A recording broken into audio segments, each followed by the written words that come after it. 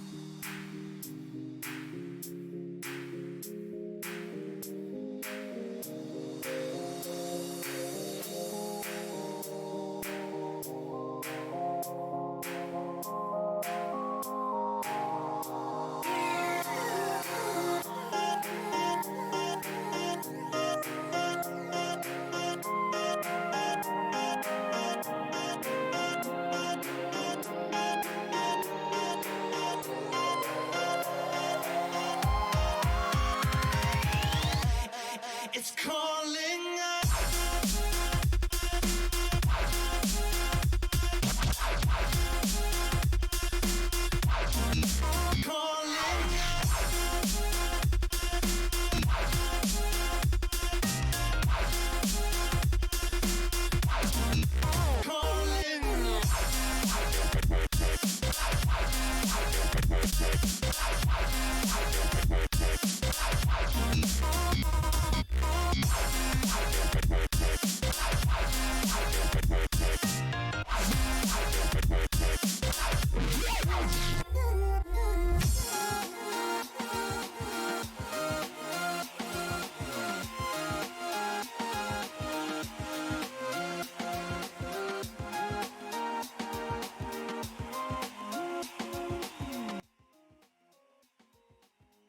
Check 1 2. Mic's working. Let's switch over to cam. Beauty. Hi guys, how's it going? Back for another day of class. Today is story 1 and 2 day. We're going to be talking about, well, a little bit of everything, a bit of storytelling, but also I'm going to be doing a bit of a tutorial on how to shoot and plan slow motion video and how to edit it once we have it shot. In the meantime, I'm going to let any stragglers kind of make their way into class. So to start, how are y'all doing? How are y'all holding up with everything going on? How are your photo essay assignments going, those of you who may have started on them? I'm very interested in seeing the finished product. Yeah, how's it going? While I wait for hopefully some responses, I'm gonna take a sip of water.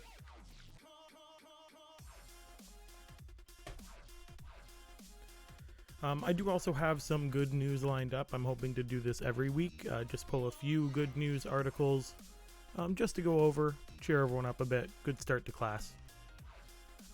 So while I wait for hopefully some responses and hopefully some more people to make their way into chat today, I'm seeing more names pop up slowly. Let's pull up some articles. So, there we go. I've gathered 3 for you today, all of which are, well, kind of animal related. Sort of. The first story I grabbed for you is dear to my heart because I'm a big electronic music fan.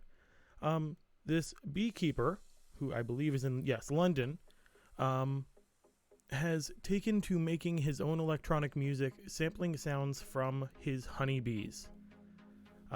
There's a whole little video explaining kind of how he does this and who he is, even though he keeps his identity secret. He hides behind an alias.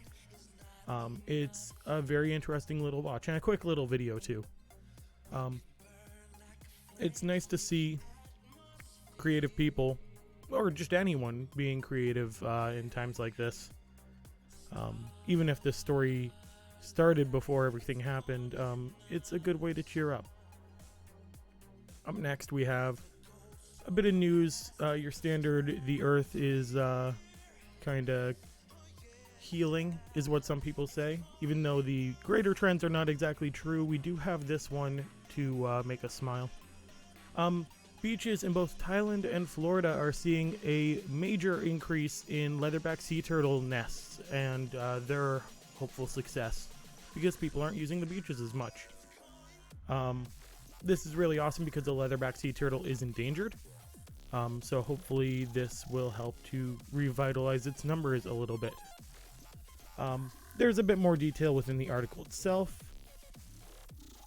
For example, on Thai beaches, leatherbacks have made 11 nests, more than any time in the last 2 decades. With Florida, 2 weeks into the nesting season of 2020, 76 nests have been identified, which is huge,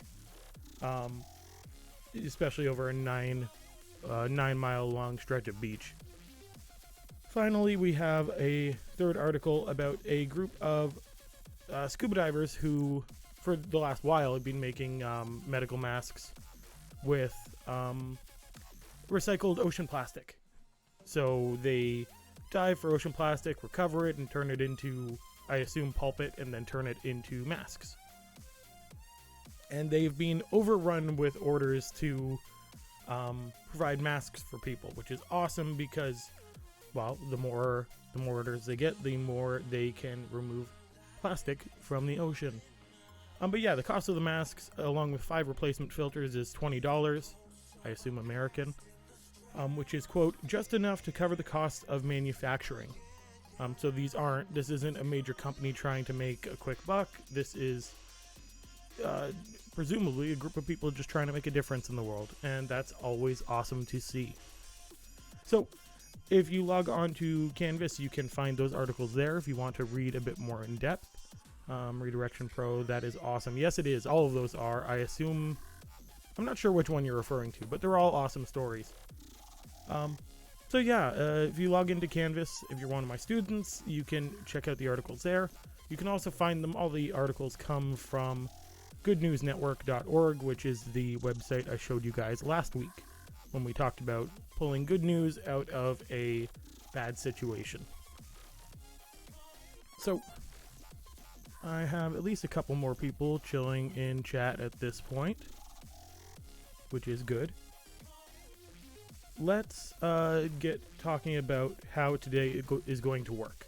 So last week I had a few people mention video editing as something they wanted to learn or talk about in a future class.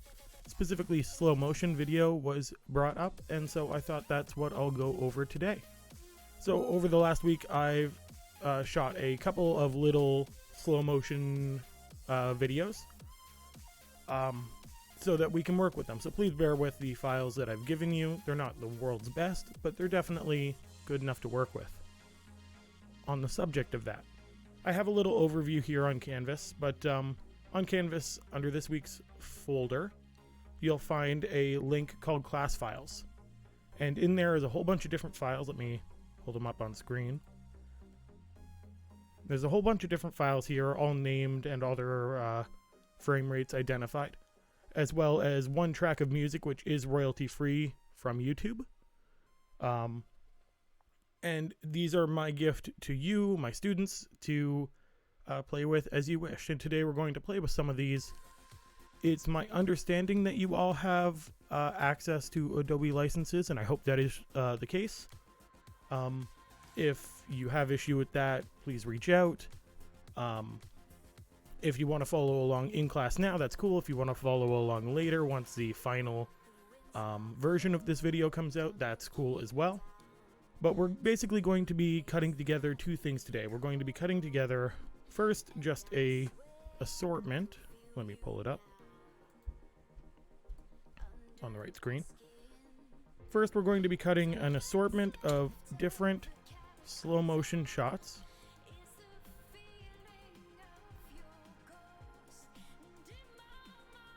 Film myself making some steak. We've got, what else do we have? Some dirt bikes to pass through the park I was filming in. We have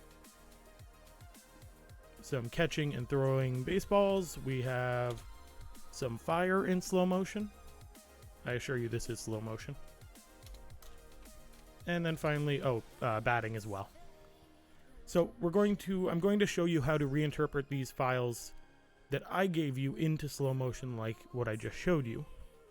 What we're also going to do is, while we're on the subject of coming up with good news out of tragedy, finding the silver lining in things, I cut together a little video of my stepfather actually doing some barbecuing. And so I've given you enough files for those to cut together the exact same video I'm about to show you. You can feel free to cut together this video. You can do whatever you want with these files. Most of them are also slow motion. At the very least, I hope it's a bit of inspiration for your upcoming photo essays or really anything else you do with media in the next little bit. So here's the video. Let me kill my music as well.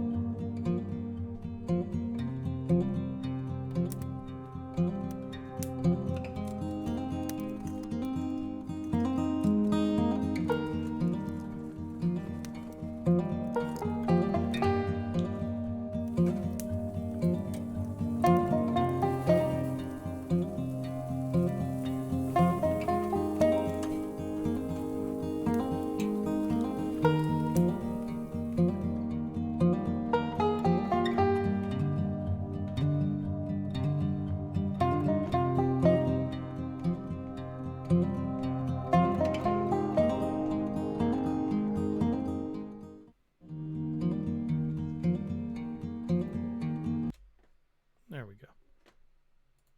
Let's switch back over. Let me get that music back up. So this video, again, I just cut together because I was already shooting slow motion video for you guys. I thought I might as well do some extra filming.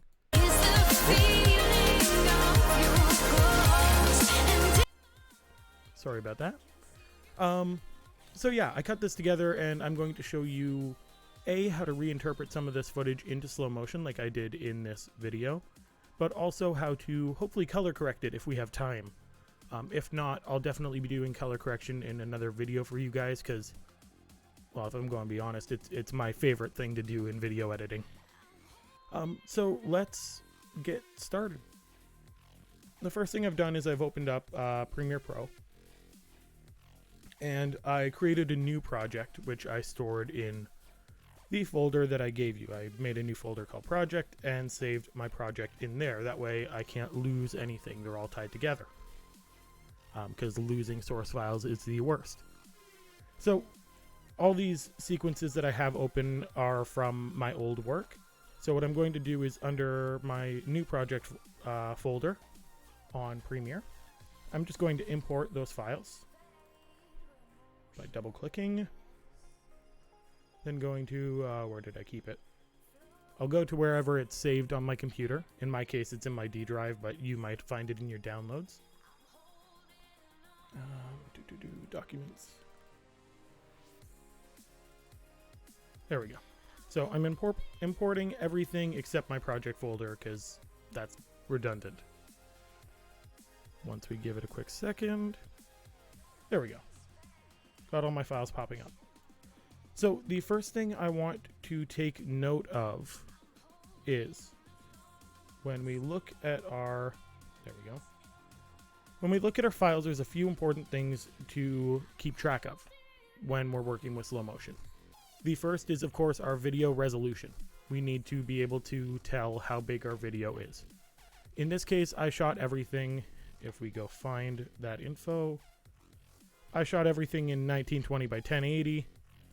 Or I shot it in 720p and sized that up to full HD. Either way. With slow motion, the other thing to keep track of is our frame rate. And this is a big thing about slow motion. I can't exactly teach you how to shoot slow motion if you don't have the tools to do so. So that's the unfortunate part about it. If your camera can't shoot in different frame rates, then there's not much you can do. Because the way slow motion works is if every video is just a number of pictures per second, or frames per second, slow motion is shooting something at a whole lot of frames a second, and then dividing it down to a lower frame rate. So, for an example, if I take my first, if I take my first charcoal clip, charcoal 1, which is as you'll see on here, 23.976 frames per second, also known as 24 FPS. If I click on that, right click and click new sequence from clip, it'll pop up here. Let's close all my other sequences. Yep. So since I created this sequence with a clip that's in 24 frames per second, I now have a sequence that is 24 frames per second. That will be its final output. So right now I'm actually going to remove that charcoal clip because I just needed to make a sequence with the settings I wanted. So we know that our sequence is 24 frames per second. So we also know that our clip, let's say skillet, is, if we look here, in 59.94 frames per second, also known as 60, or at least it's close enough to not make a difference. So when we play things back, well, right now it's just playing back normal speed, right? What the program is doing is it's only looking at 24 frames out of this 60 that it has the option to look at. So what I can do, in this case, what I'm going to do is actually remove it. I'm going to right click on our clip in our project folder, go to where is it? Modify and interpret footage. So I just got a little pop-up window here. It's a whole lot I can do on here. What I'm reinterpreting is the frame rate, so this first option. So I could use the original frame rate, which I'm not going to. What I'm going to do is I'm going to assume a different frame rate. So in this case, since I know our original frame rate or sequence frame rate is 23.976 frames per second, I'll type that in here, 23.976. There we go. So now you'll see this steak skillet shot here is now 23.976 frames per second. What this means is that it got stretched out. You'll notice the difference in length.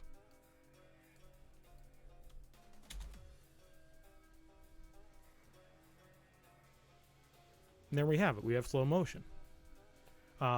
It's not the most obvious slow motion in the world because it's essentially a difference of 40%. So the 60 frame per second shot is slowed down to 40% of its original speed. If we shoot in 1,000 frames per second, we can slow it down to we can slow it down to about 100% less, 200, about 200 times approximately. I'm not the best at math. 200 times slower. This is nowhere near that slow. But what it does do is give us a nice I'm at a loss for word. A nice, slow, calm, kind of soft shooting style, which a lot of people use in their filmmaking. What we can also do is interpret footage in a completely different way. So rather than interpret a full clip, we can interpret little bits. So for example, let's take the dirt bikes as an example. So this is also 60 frames per second, but the dirt bikes are much quicker than me flipping a steak, obviously. So our original shot. Also, I'm just going to... Oh, wrong button. There we go. I'm just going to mute the audio track. So if that's our original shot, what we can do is interpret it in our effect controls. So the way I'm going to do that, and please in chat, if I'm going too quickly, please shout out, ask me to repeat stuff. We've got time. I should also say that this isn't a mandatory exercise for anyone. You guys have your assignments. This is if you want a bit of practice at a new skill. If you're not one for video editing, feel free to just leave this on in the background, work on other stuff. I'm certain you have other schoolwork that would be more important than this if you don't care about video. Not a problem. So with that out of the way, which I did mean to mention earlier, again, if I'm going too quickly, please shout out. So with that out of the way, I'm going to click on our video track. Go up to Effect Controls. Stretch them out a little bit so I can see what's going on. I'm also going to do that. I doubt we'll need our audio tracks anytime soon.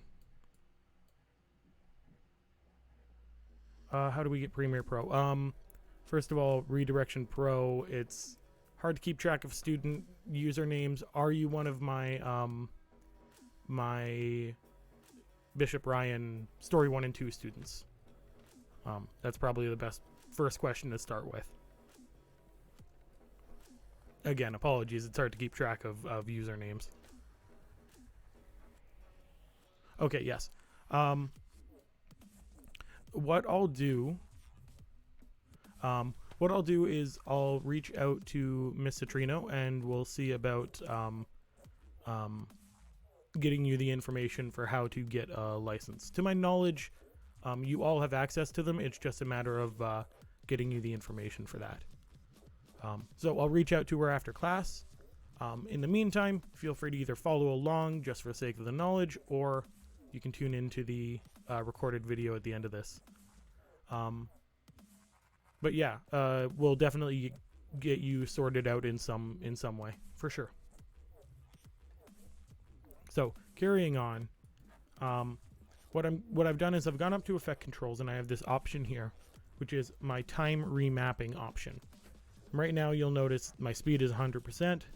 I can make keyframes for those of you who are familiar with keyframes, but I can't really adjust any settings here. What I have to do is I have to drop down this little graph. So what this graph shows is my speed. Currently that line is set at 100%. And so what I'm going to do is I'm going to find a point where I want things to go slow motion. I think of, what's a movie that has a good example? A couple of the Sherlock Holmes movies actually have really good examples of this in action scenes, where you start with full speed and then at some point you ramp down the speed of the shot to emphasize the slow motion.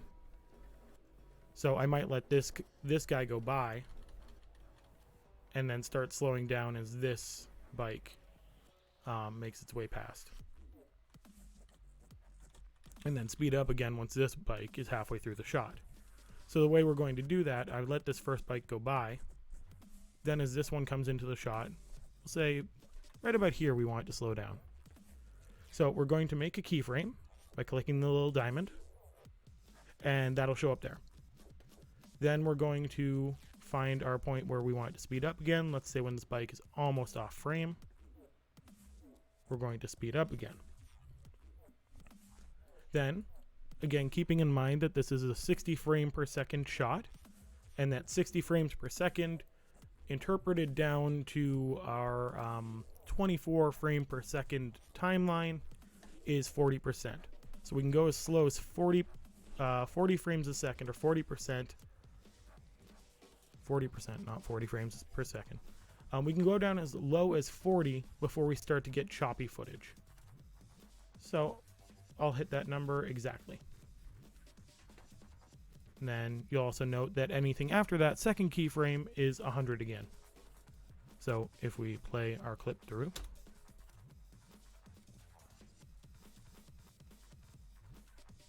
there we go.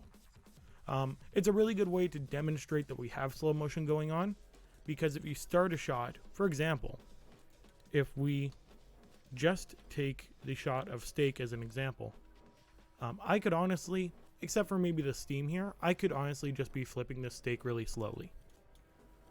But if we ramp it down or ramp it up, we know that there are two different times in play here. The other thing to keep in mind when we're playing in slow motion is that the audio for the dirt bikes is now useless. As is. If I play the audio, it no longer matches up with my video clip, because slowing down audio really distorts it. You don't need to do much to audio to make it sound all warbly and deep. So what we tend to do is we'll reinterpret audio. We'll take little audio clips and kind of piece them together to come up with a sound that sort of matches what we're going for. Think of it like putting together a puzzle. So with this clip, the only other thing we could consider doing is right now, if we look at our graph, we start at 100, we instantly go down to 40, and then we instantly go back up to 100. The cool thing about these keyframes is we can stretch them out a little bit. There we go. So you'll notice that now this keyframe, which I stretched out, is a linear ramp. We are at 100, we ramp down to 40, steadily rather than suddenly, and then we suddenly go back up to 100. To me, this tends to flow a bit better. It's not quite as obvious, but I don't know, the narrative just seems to work a tad better this way, at least in my experience. Everyone's clips are going to be different, right? So moving on, there's one other way we can adjust our clips, and that is by using the speed duration setting on them. So what I'm going to do, I'm going to take, let's say fire, because fire is a 120 FPS clip. So it can be nice and slow, but you'll notice it's fairly quick right now. So I can take this entire clip, right click it, and change our speed duration setting, and I can adjust it to whatever I want to. In the case of this clip, I'm going to bring it down to, let's say, well, if 60 frames per second can go as low as 40%, let's bring this down to 20. I just turned a 2-second clip into a 12-second clip, but now it's very nice, very slow. I'm actually going to right click, do speed duration again, and bring it up to 30, just so it's not too slow.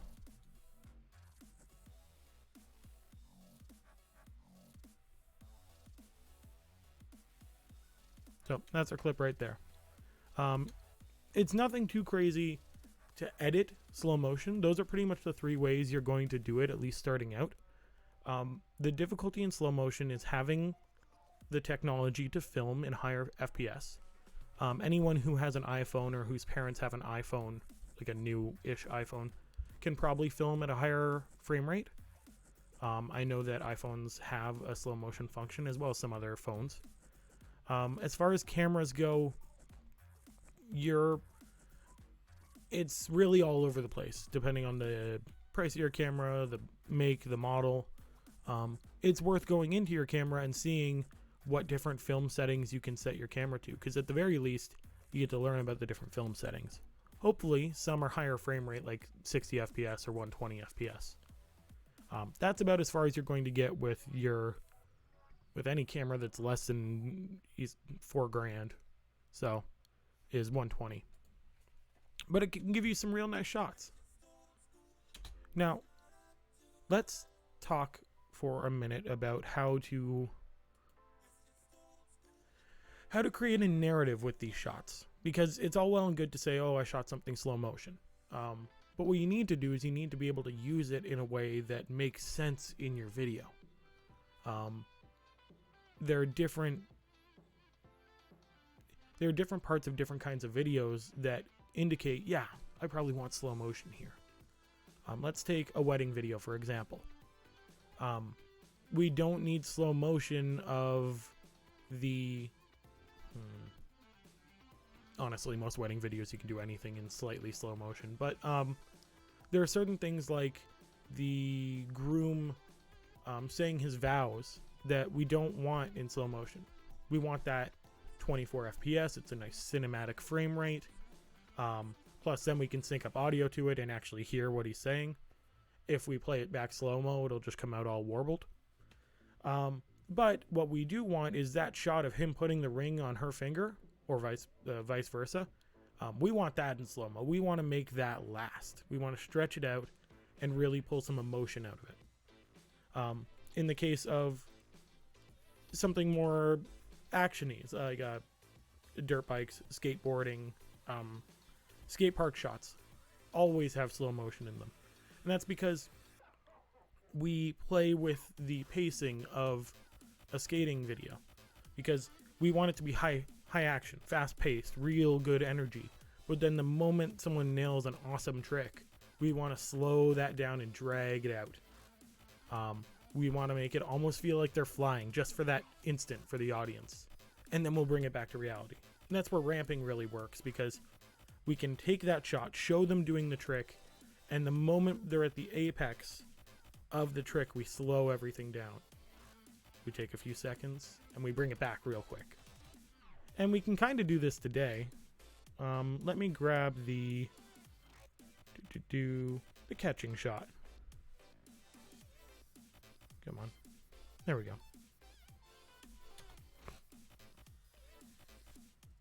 So not the best shot in the world, but we have enough action that we can work with it. So he catches the ball, then he reels back and throws it. Similar to a skating shot, we can go into effect controls,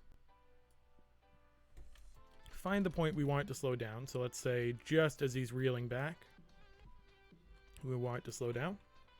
So we'll go into time remapping, drop down our speed, and make a keyframe. We'll go forward. We want all this to be nice and slow till the moment, kind of lazily throws the ball, but till the moment he throws the ball. Once the ball's off screen, let's speed it up again. So it's just this little segment here that I'm cleaning up. But because it's, let's see, I got that one 60 FPS here. So I'll drag it down to 40%. Let's call it 41. Catches it, slows down, throws it. It's as easy as that. And the slower we can get, the more we can really pull out this this scene. We can also speed up our other footage to, like, let's say 130. That way, again, we have that high action, we have that fast pace, and then we slow down. And the moment we ramp back up, clicking back in here, let's ramp that up to, let's ramp it up to 150. Let's go crazy with it. There. Throw and ramp up. So by playing with these different speeds, we can play with the emotion of the shot. Albeit a bit of catch and throw. Not exactly a super emotional piece of a video. And that's not necessarily what we would in a full video about playing catch slow down. But it's a good enough example to work with. So on the subject of playing with emotion, let's look at something with a bit more depth to it. So what I'm going to do is I'm going to grab, let's see what order I have them in. Let's grab the salting steak shot.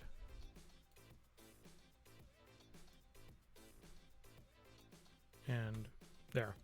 I accidentally grabbed one clip of baseball. So I'll just delete that frame. So this shot has a bit more emotion, albeit it's emotion about meat and barbecuing, but it's still emotion. Think to anyone who's ever seen a Schneider's meat company commercial. Like, they really try to pull emotion out of the fact that they're curing and smoking meat. So let's try to do that ourselves.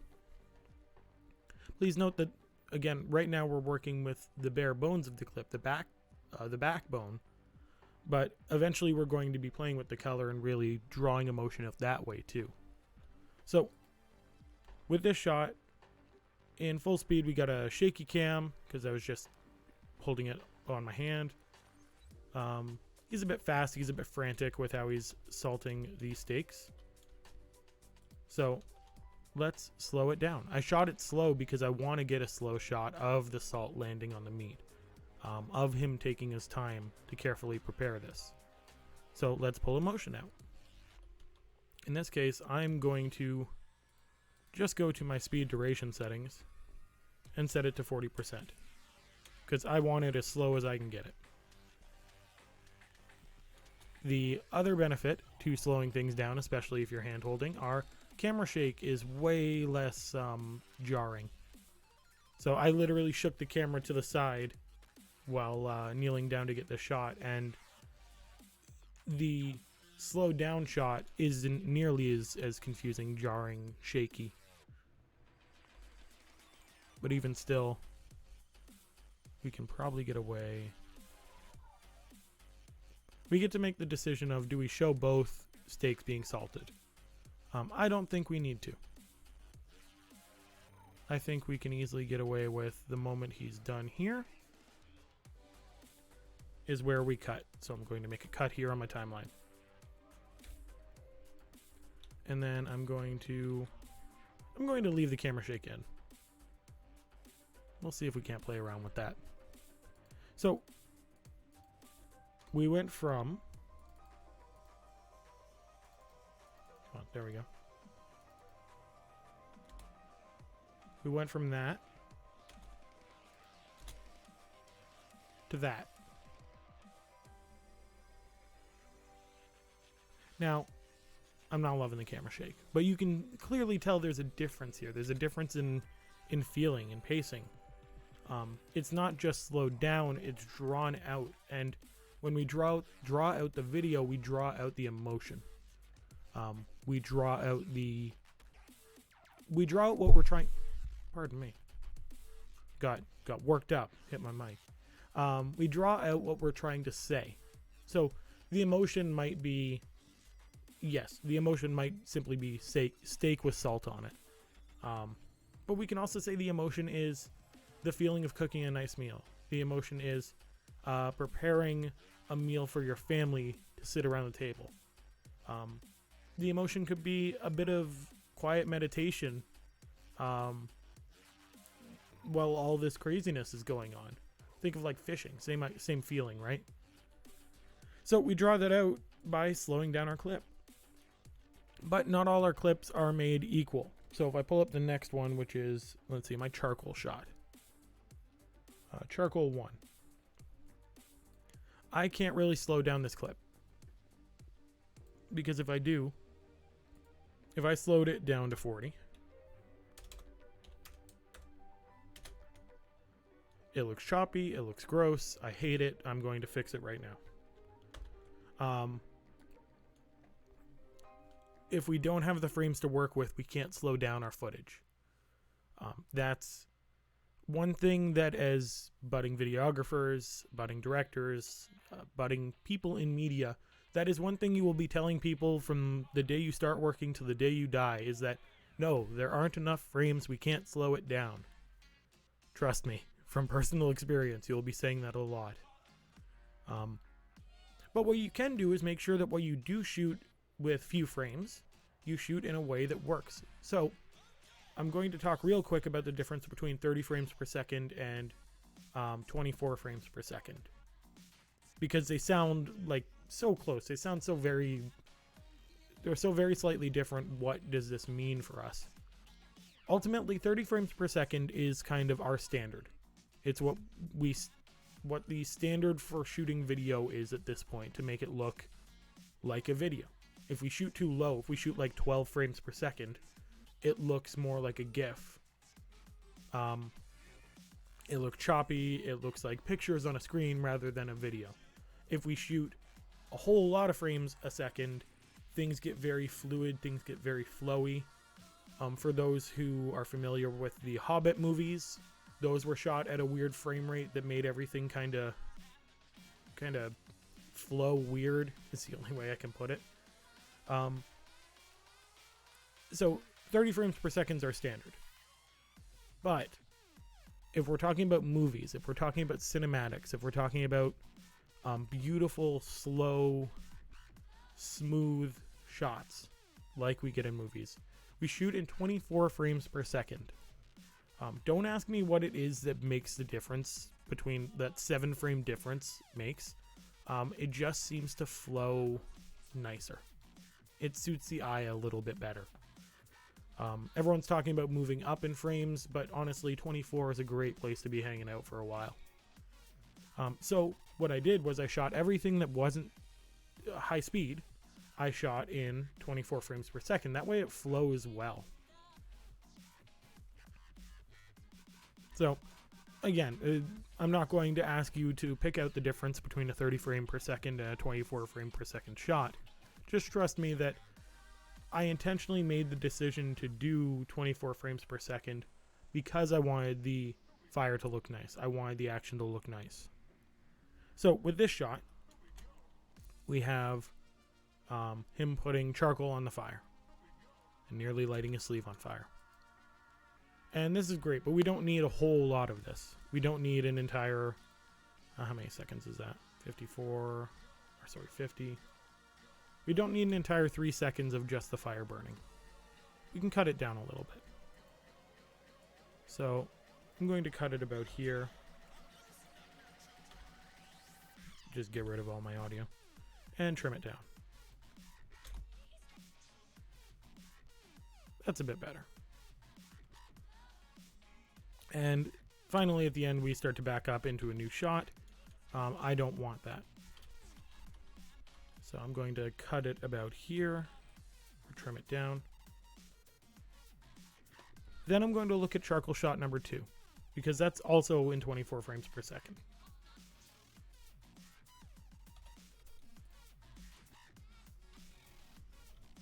So this is a bit more of a sweeping shot.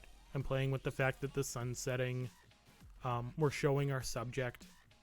We're not necessarily showing the action in the barbecue. But I still want to show that that's where we are. So I need to show this beginning. But our end doesn't necessarily need to go quite so long, right? So I'll trim it down to just after we get that nice lens flare. Going to trim down slightly. And what I'm going to do is, instead of slowing things down, the awesome thing is no matter what clip you have, you can always speed it up. So I'm going to go into right click on this clip. I'm going to click speed and duration. And I'm just going to up it to 125%. Just a little bit quicker. Like, if I didn't tell you this was sped up, you wouldn't know. But it makes our shot a little bit shorter, which is always nice because we want to keep our videos brief. That's always the challenge, is keeping things short and interesting, but getting as much info in there as you can. So we've shown our subject in normal speed, and then in very slightly sped up speed. So what we're going to look at next is getting back to the meat, because at the end of the day, barbecue is all about those beautiful shots of cooking meat. So I'm going to open up our flipping steak clip. This one's going to be a fun one to clean up, because we have a lot of time that this video takes. This clip is 7 seconds long, or 7.5 seconds long, and we still want to slow it down, so it's going to take even longer by the time we're done editing. So how do we work around that? Well, I'm going to show you with the other clip that I cut already to give you an idea of how we're going to work with this. So in the case of this shot, there we go. We're going to start slowed down. Then we're going to speed up again. And then finally slow down for the end. What this will do is this will stretch out our clip, then condense it a bit, and then stretch it out again, so that hopefully our clip isn't too long, but our shot is still nice and beautiful. We still highlight the action. The idea is we're speeding up over the unimportant part. Or not so much the unimportant part, but the part where we need a different energy here. So let's work with this. So our first bit is going to be slowed down. The entire flip of that steak, we need slow. Up until about this point. Once the tongs start to back off, we can speed it up again. So I'm going to effect controls. I'm going to go to time remapping and open up speed. I'll make a frame here. what I'll do is initially slow down the beginning. Again, it's 60 frames per second, so we'll go to our lovely 40%.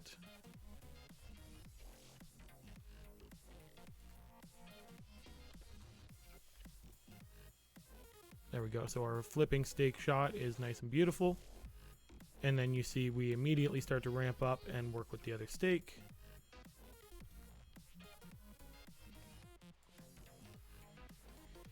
And then finally, I want to slow down again the moment that little jump happens. So let's say about there. And I'll slow this segment down to, I won't even slow it down to 40. I'll slow it down to 50. No need to drag it out more than we need to. So we got slow motion, flips the steak, then we speed up, we slow down again. Beauty. And once that pair of tongs leaves the shot, we can probably trim it.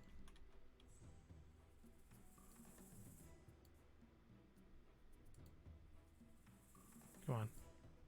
There we go.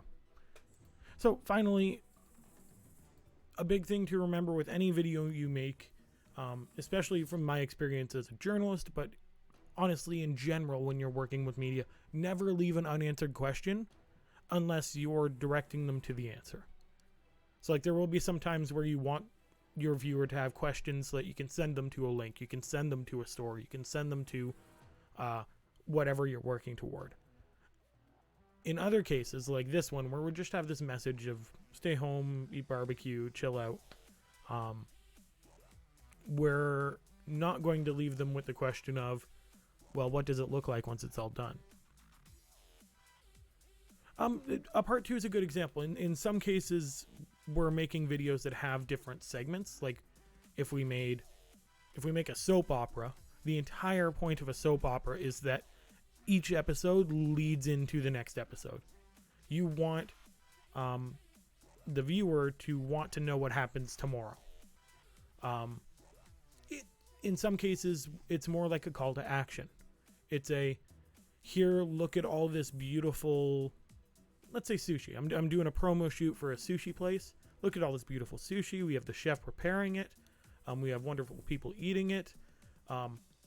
And rather than showing the conclusion of the people leaving the place and paying their bill and all of that, that's when we cut to, well, go to such and such sushi place, open 9 to 5, here's the address.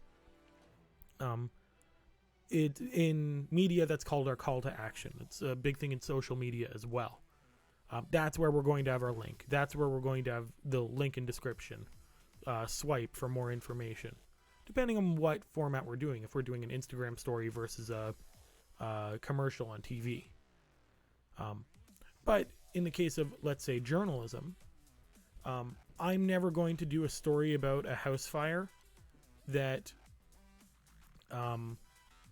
a house fire for a family in the house of a family of 4 and not tell people what happened to the family of 4.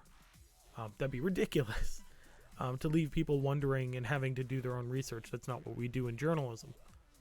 It's the same with certain videos. In this video, I'm not going to say, okay, we saw the barbecue. Let's end it off. I want to show them what the finished plate looks like.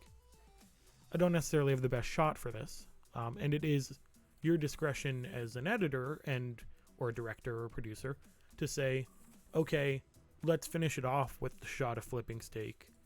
In my case, I decided to go one further, and let's find the shot. Slow-mo class. There it is. I finished off with the shot plating.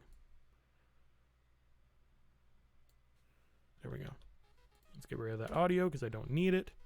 So plating is literally just him taking the steaks and the potatoes, which I hadn't shown yet, throwing them on a plate just to finish everything up. But obviously this shot takes way too long. He takes way too long to get everything off the barbecue and on the plate. In fact, this shot is 15 seconds long. That's incredibly long for a video. Never mind something that's only music underneath for audio. So what I'm going to do is I'm going to play with our timing again, and we went from slow-mo, let's go into fast-paced. I'm going to play with my speed and duration. So my speed, I'm going to guess 210. That's a 7-second shot. Let's make it even shorter. In fact, if we don't want to play with a specific percentage, and instead we're like, well, let's turn this 15-second shot into a 5-second shot, we can do that. I think that's a tad too fast. It's we're going for a nice lazy pace. So let's turn that 5-second shot into a 7-second shot. So I just typed 7.0, 7 seconds, 0 frames. I'd say that's okay. In all honesty, if I could have had a shot of him cutting into a steak on a plate with everything prepared, I would have. But I had to cook my own burgers after he was done. So that's the shot we're going with. Finally, we finish with our call to action. In this case, our call to action is telling people, here's what we want you to do. Sometimes it's come to our website. Sometimes it's come on down to our store.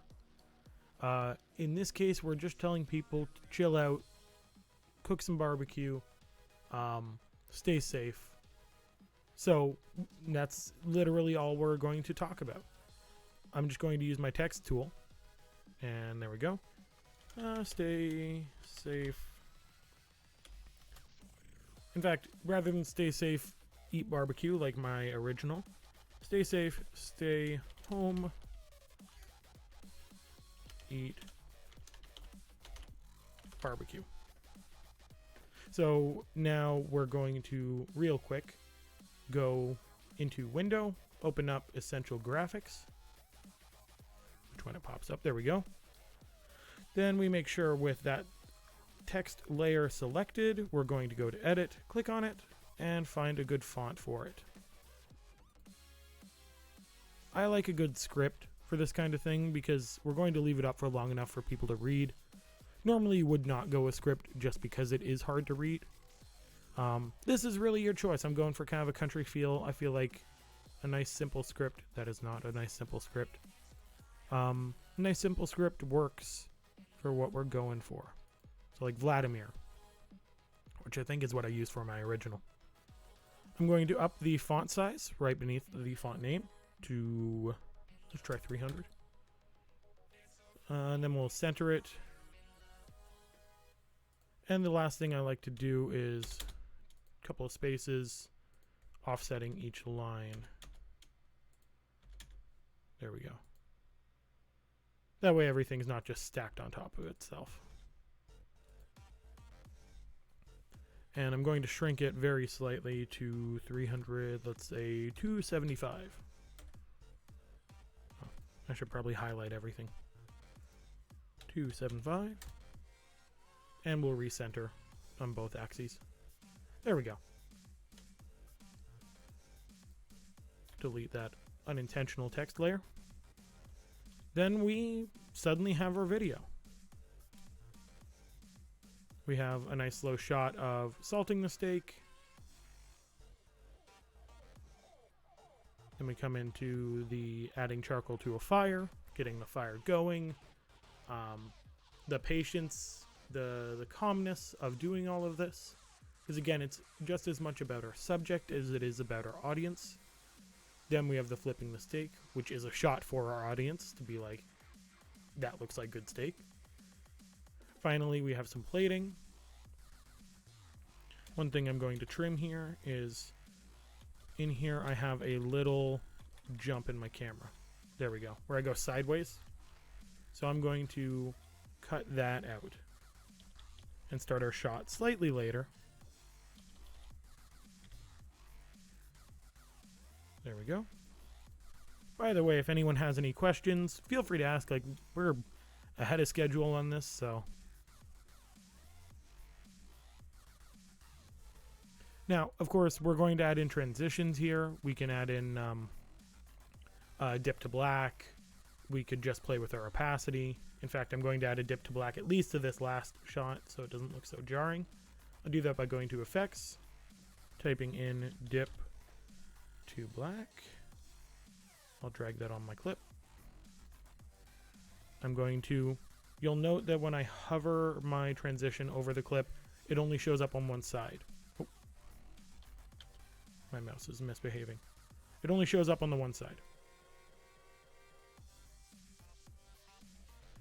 This is because our plating clip ends right there, so there's no extra overlap here to work with.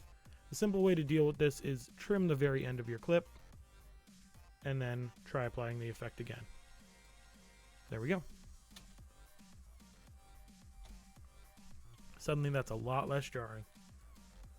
Normally I honestly don't drag in dip to black or dip to white. I'll play with opacity instead, just because I have a little bit more control.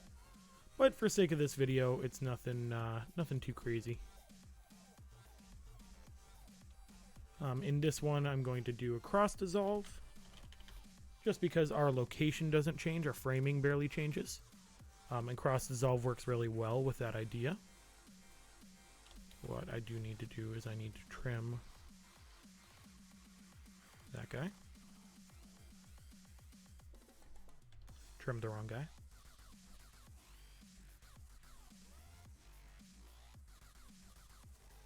There we go. And I always keep my cross dissolve short, like 8 frames, sometimes a tad more. It's a little bit jarring right now, but once we render, that'll even out slightly.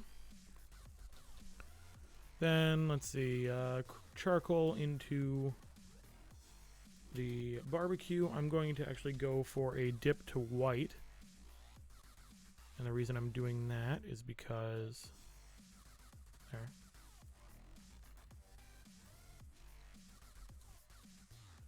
Because our first shot is such a bright shot, we're going to dip to white and then bring it back to the barbecue. Whereas because we're going from a dark shot to a lighter shot, I'm going for a dip to black here.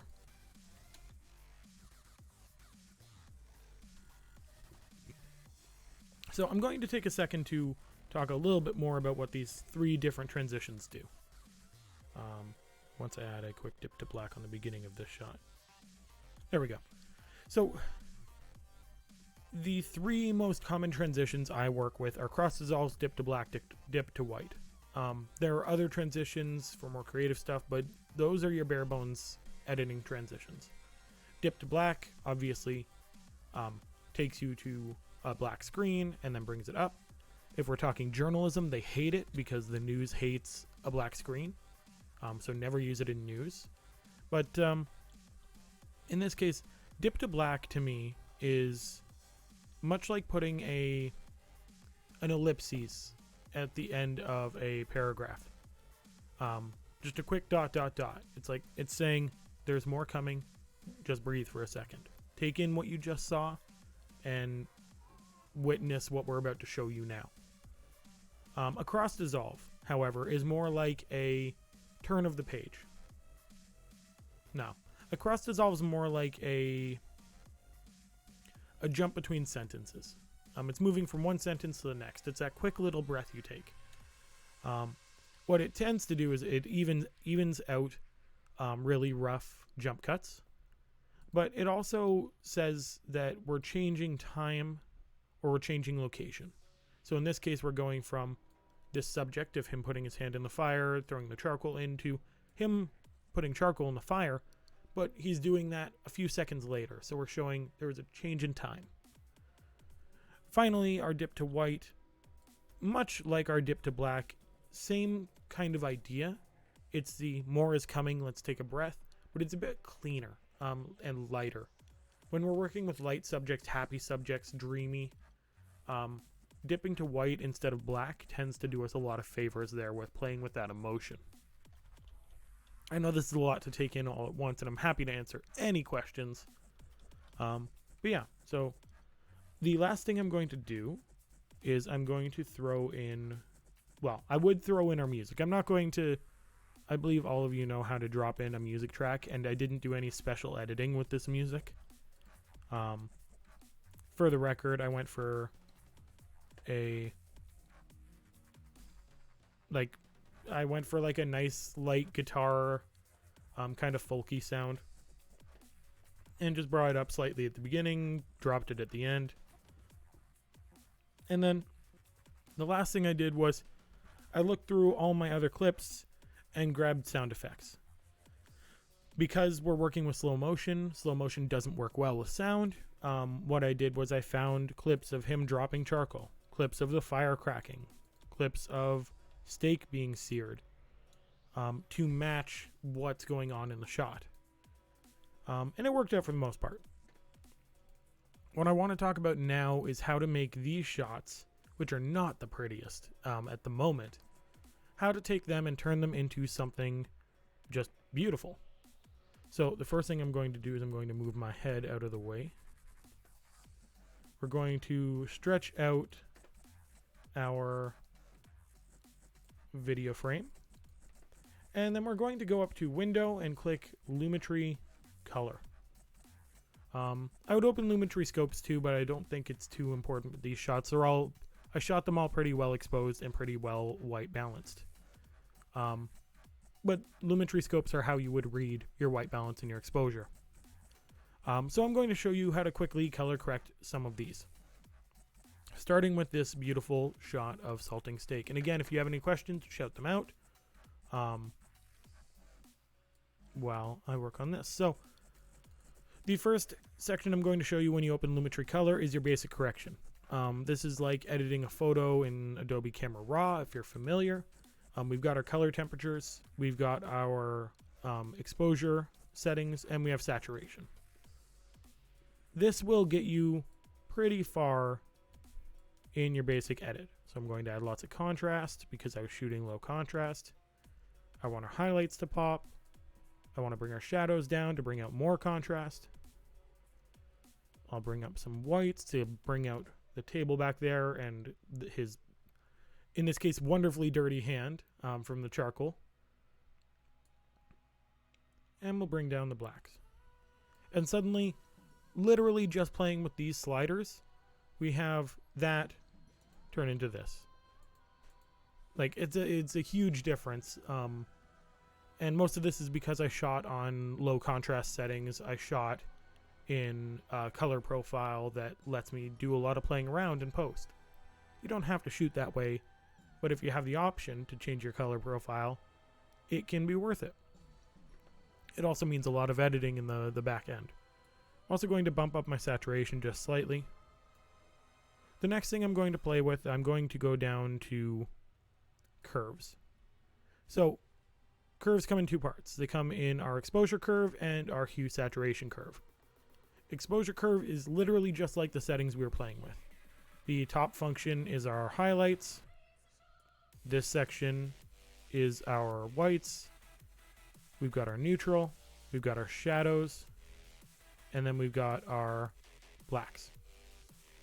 I'm going to double click to reset all of that.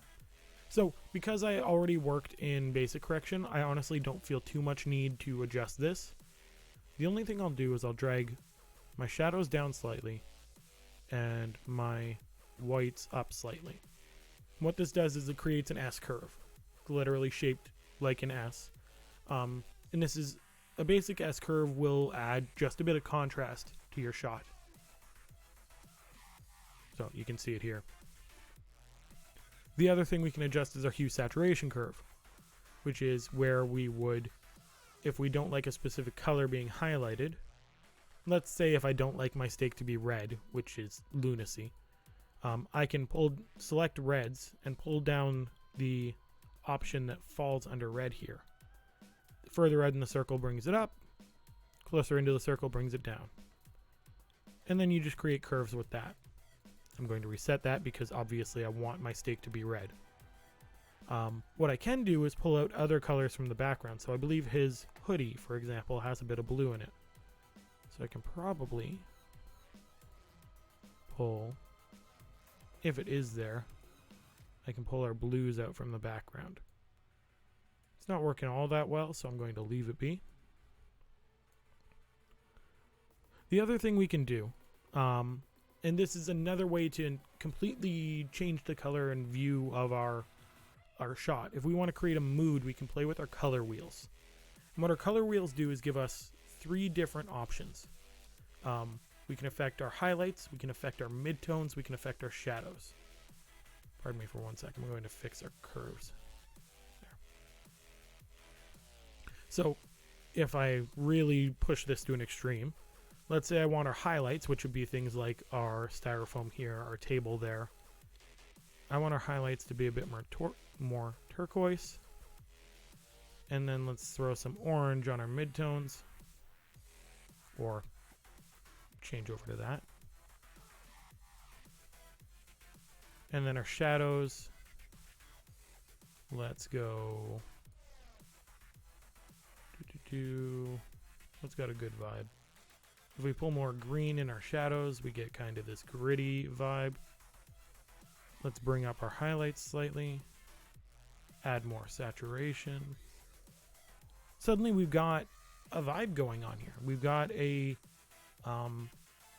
sense of emotion just from adjusting 3 curves or 3 color tones. So we went from this red shot into something that keeps the redness of our steak, but lets us play with the background a lot more. What's nice about this is our background is so definitively the highlights and the shadows, and our steak is so definitively the midtones that there's not much fear there of, ruining how our steak looks in the shot. So I kept my steak red, but I turned my highlights and shadows blue-green. And it gives us a kind of vibe with this. Finally, HSL secondary is not something you need to particularly worry about. This is if you want to change one color into another color. It can be very frustrating. What we can do is play with vignette. Vignette is a classic way to make something feel a bit more moody. We can add a white vignette. We can add a black vignette. I'm going to add a deep black vignette. Change the midpoint so it's a little bit closer in. Change our roundness so it's not quite so round, so we still leave our steaks. And increase our feather slightly. It's not the biggest change, but it definitely adds a little bit of cinema to our shot. So from beginning to end, this is our final product on this one shot. That's our original. Color correction can do wonders. Again, I shot it in a way that it intentionally looks bad when you start, so that you can do more in post. But honestly, we could do it with any other shot that I didn't set that way and still make our color better. So that's our original. That's our finished product. I actually do prefer kind of a red vibe on here, but I'm going to leave it for now. Like, look at how that salt pops off the screen compared to that.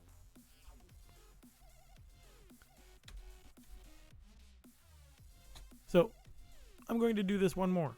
I'm going to do it with our shot of the fire and our charcoal. The reason I'm doing this shot is because we're messing around with some color temperature issues. You'll note that everything's kind of orange because we have a sunset happening. So what we're going to do before anything, when we're in our basic correction, is bring our temperature a bit more blue. We still have this orange hue, and I should have been careful of that while shooting. That's when you change your white balance settings. But still, all things considered, it's not terrible. Instead of playing with our basic correction, I'm going to go right into our curves. I'm going to bring our highlights down slightly. We'll bring our whites down. What I'm curious about is where the fire will be in this shot, but essentially I'm making this shot a fair bit darker than it originally was, so that I can then pull up our fire a little bit. There we go. So even just changing that setting, or before or after. So the next thing I'm going to do is, because we pulled a little bit of blue out here, what I don't want is everything to be too blue, because we want to essentially match our shots up, right? And this shot is going to be way more orange because it's already a sunset. So what I'm doing with this shot, I'm going to move over to my blues and remove some of them from my shadows. So I'm literally just pulling down the bottom corner a little bit.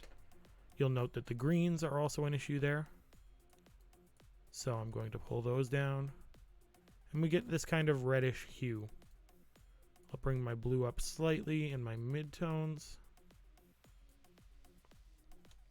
There we go. So now we're not quite so blue anymore. We've got this kind of homey reddish hue. I won't worry too much about my color wheels, my HSL secondary. That said, one thing we can do with our color wheels when we're working in color correction is we can move to comparison view. And what comparison view does is gives us a second window, and we drag that slider over. Let's drag it to this shot, and we can apply a match. So what this will do is match our new shot to our old shot. Let's just see what it does for the sake of checking it out.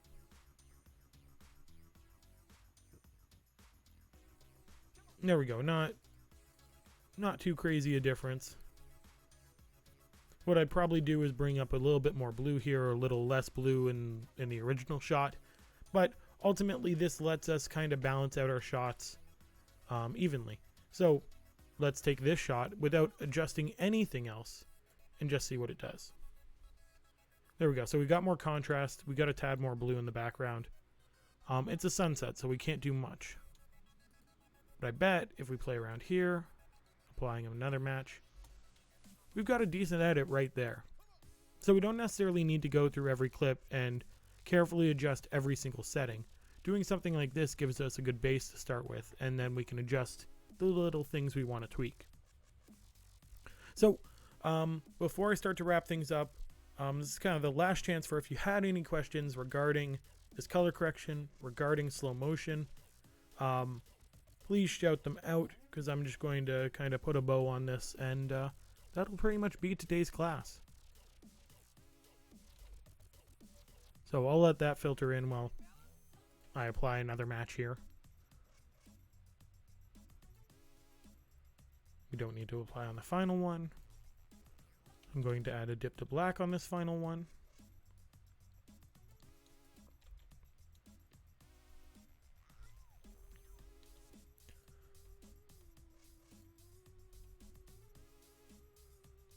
So for the record, this is a shot that I didn't shoot intentionally low contrast. I just want to give you an idea of, if I turn off comparison view, an idea of what we can quickly do with a shot.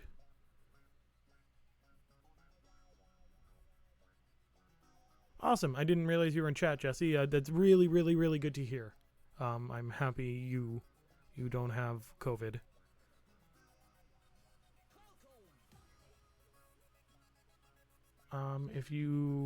From Ryan, if you go too slow and it's not smooth anymore, how would we fix that?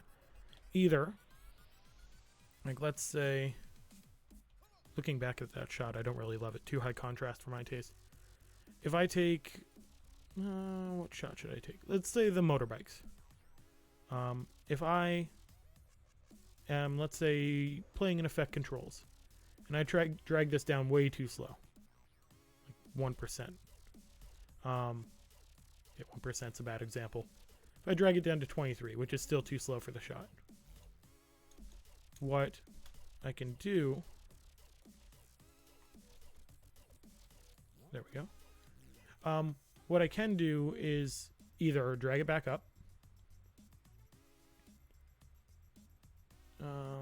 to, I'll go to 39. That gives me enough to work with, and I'll drag this up to 41.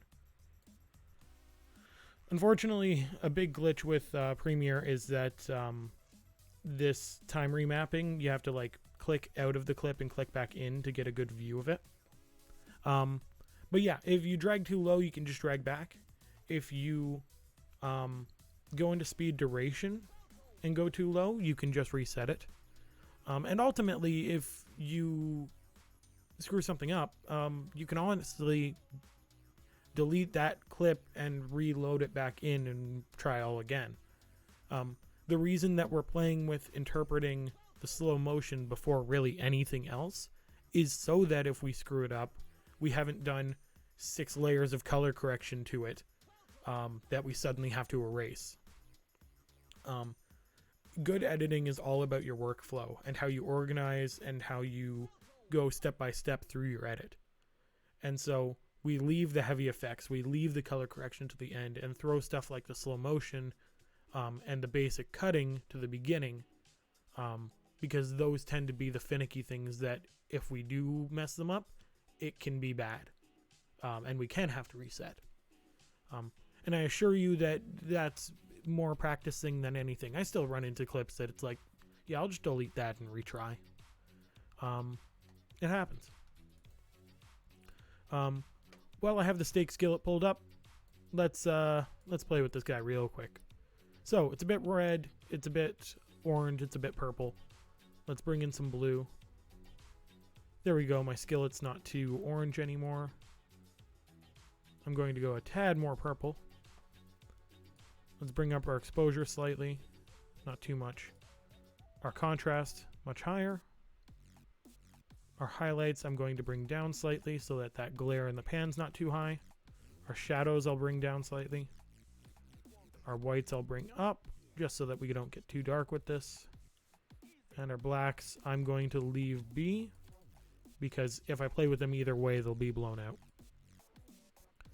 I'll actually bring down my saturation slightly and instead play with the color of my stake in my curves tool. So, stake, and for that matter, most people as well, not that I'm comparing people to stake, fall typically in the yellow to red range. That's where most meat winds up, because browns are there, peach colors are there, pretty much every skin tone falls somewhere around orange. Same with meat. Meat tends to come up red and into the brownish territory. Now what we're not trying to do is blow too much of this out. I don't want the oranges to suddenly be really weirdly orange on my steak. Something like, I don't want it to look like that, right? So I'm just pulling up the slightest bit of color. What I can also do is I can go into my creative settings, and instead of playing with saturation, I'll play with vibrance.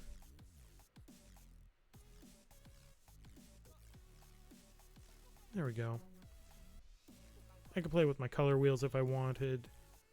Make my highlights a bit more blue, make my midtones a bit more red or into orange. Then my shadows, bring them down into blue. And our shot looks better. It's not as crazy as the other shots I was editing, but it still is a difference that you can make in your shots. The biggest thing is correcting exposure issues or correcting color temperature issues. But yeah, so again, if you have any more questions, now is the time. But yeah, all of you from BR have access to the files that I've been playing with today. Feel free to cut them up. Feel free to edit something. And feel free to send it to me. I'd love to give my opinion on what you've been doing. That said, don't forget you also have your photo essay assignments coming up. So feel free to work on those. I'm very excited to see what you come up with. And for those of you who are having issues or don't have Adobe licenses currently, let me know so that I can let Miss know and we can sort out a way to get that to you. Because to my knowledge, you should all have access at this point. If not, we'll work on that. But yeah, so with that, just because I'm not seeing any questions pop up, let's change back to cam. There. So yeah, with that, that's pretty much all I got for you today. The only other thing I want to bring up, there's two things. The first is that if you haven't been working on your pitch assignment or your script assignment, assignments 1 and 2, if you haven't done those yet, I recommend getting to work on them because we are slowly approaching the end of semester. But quickly enough, it's worth considering. The only other thing is that for next week's class, we're going to be going over what it takes to develop a character, what it takes to write a character and find their motivation. And I'll be giving you your character design assignments, which currently, assuming everything works out, will essentially take the form of a Dungeons and Dragons character sheet that you're going to be filling out. Assuming I can get the design all finalized, which I should be able to. That said, your character doesn't have to be for D&D. Your character can be for any sort of media, any sort of movie.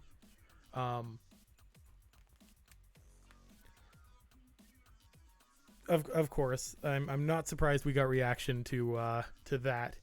But yeah, so you'll be writing a character for a movie, for a show, for something like that, but in the form of filling out a character creation sheet for an RPG similar to D&D. So yeah, I'm excited to get that in your guys' hands.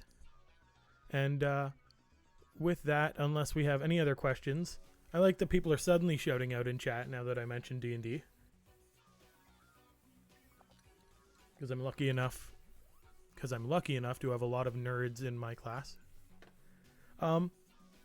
So with that, I look forward to seeing your assignments as they come up. If you have any questions, you can email me.